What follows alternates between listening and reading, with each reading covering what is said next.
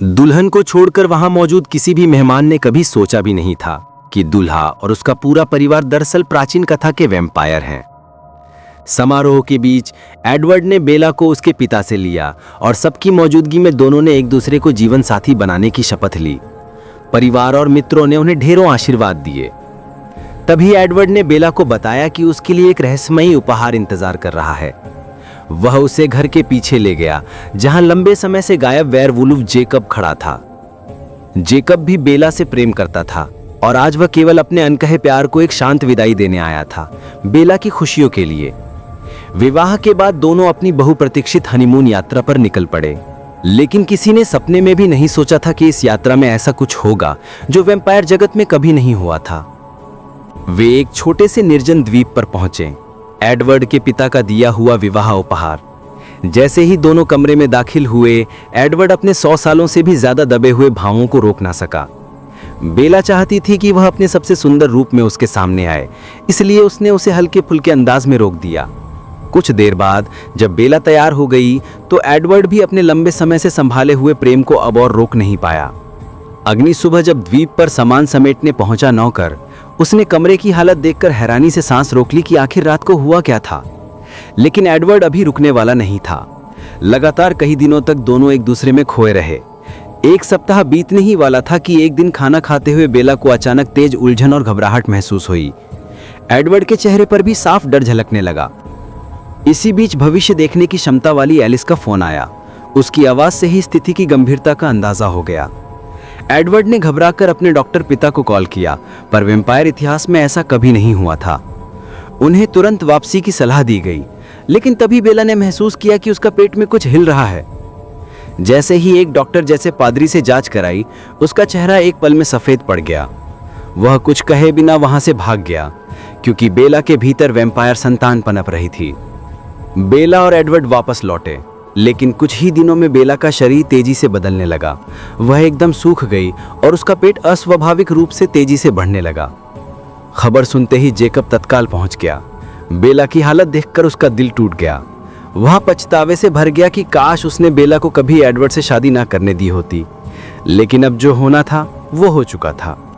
Jacob ने उसे बार बार समझाया कि यह बच्चा उसके लिए घातक हो सकता है और उसे यह गर्भ नहीं रखना चाहिए, क्योंकि किसी को नहीं पता कि वैम्पायर मानव संतान कैसी होगी और मां को कितना नुकसान पहुंचा सकती है। परंतु बेला के लिए यह बच्चा उसके और एडवर्ड के प्रेम का प्रतीक था। उसने दृढ़ता से कहा कि वह इसे जन्म देगी, चाहे कीमत कुछ भी हो। जेकब ने माहौल में बदलाव महसूस किया और अचानक वो एक विशाल भेड़िए में बदल गया। गुस्से से भरा वो तेजी से जंगल की ओर भागने लगा, मानो दौड़कर अपने दिल की आग शांत करना चाहता हो। दौड़ते दौड़ते वो पहाड़ की चोटी पर पहुंच गया और वहां उसने एक लंबी, दर्द से भरी हुई हुंकार भरी।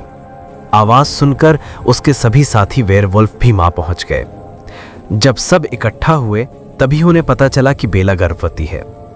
सभी का मानना था कि यह बच्चा उनके झुंड के लिए भारी विनाश लेकर आएगा। चूंकि यह फैसला बेला का था, तो अब उसे ही इसकी कीमत चुकानी होगी। इसी बीच वेयरवुल्फ राजा लेजी बेला को खत्म करना चाहता था, लेकिन जेकब उसके खिलाफ खड़ा हो गया। वो हर हाल में अपनी प्रिय बेला की रक्षा करना चाहता था, चाहे इसके लिए अपने ही झुंड से रिश्ता तोड़ना पड़े। वो तुरंत ये खबर एडवर्ड और उसके परिवार को देने पहुंचा, ताकि वे आने वाली लड़ाई के लिए तैयार रहें। लेकिन उसी समय बेला का कमजोर शरीर बच्चे की ताकत को और सहन नहीं कर पाया।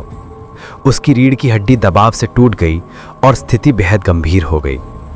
सबने मिलकर उसे बचाने की कोशिश की और तय हुआ कि तुरंत ऑपरेशन कर बच्चे को बाहर निकालना होगा।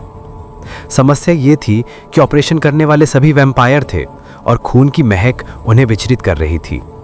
शुरुआत में ही एडवर्ड की बहन लगभग नियंत्रण खो बैठी, लेकिन जेकब ने समय रहते उसे दूर धकेल दिया।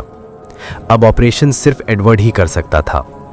दर्दनाक चीखों के बीच आखिरकार बच्ची का जन्म हो गया, एक सुंदर सी लड़की। उधर बेला ने बच्ची को बस एक नजर देखा और उसकी सांसें थम गईं। एडवर्ड ने तुरंत अपने जहर को बेला के शरीर में डालकर उसे अपने जैसे वैम्पायर में बदलने की कोशिश की, लेकिन कोई प्रतिक्रिया नहीं हुई। हताश एडवर्ड बार बार उसे पुत्र कर जगाने की कोशिश करता रहा, मगर कोई चमत्कार नहीं हुआ। बेला की मौत से टूटा हुआ जेकब बाहर भाग गया। उसके दिल में दर्द था और गुस्सा भी। उसे लगता था कि इस बच्चे ने ही उसकी प्रिय को उससे छीन लिया।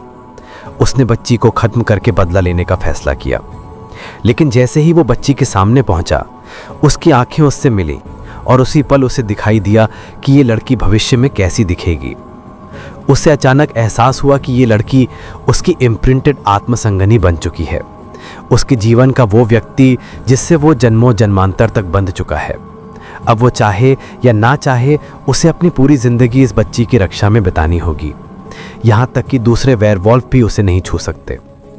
उसी समय जो वेयरवॉल्फ एडवर्ड के परिवार से लड़ाई की तैयारी कर रहे थे, इस खबर के बाद पीछे हटने पर मजबूर हो गए। लेकिन किसी को पता नहीं था कि अंदर बेला के शरीर में गजब का परिवर्तन शुरू हो चुका था। टूटे हुए ऊतक चमत्कारिक गति से जुड़ने लगे, सूखी नसों में फिर से जीवन दौड़ने लगा और उसकी फीकी पड़ चुकी त्वचा में नई चमक आ गई। कुछ ही पलों में उसका पूरा रूप बदल गया और इतिहास की सबसे खूबसूरत वैम्पायर का जन्म हो गया। तो दोस्तों, आज की वीडियो यहीं खत्म होती है। अगर वीडियो अच्छी लगी हो तो सब्सक्राइब जरूर कर देना और कोई सवाल या सुझाव हो तो कमेंट में बताना मत भूलना। मिलते हैं अगली रोमांचक वीडियो में।